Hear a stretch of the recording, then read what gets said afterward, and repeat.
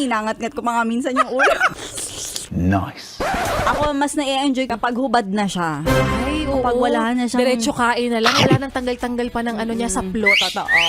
Diba? Pero para sa'yo, mas gusto mo yun kasi ako na-excite ako kapag unti-unti kong tinatanggal yung saplot. Ay, May excitement na dulot sa akin. pagtanggal. Pag Talaga. unti-unti. Oo. Kasi di ba you're craving. Sip-sipin ko yung ulo.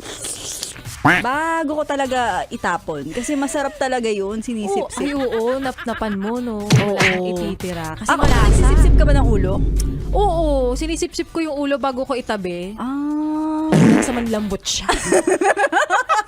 Sa bagay, akong inangat-ngat ko mga minsan yung ulo.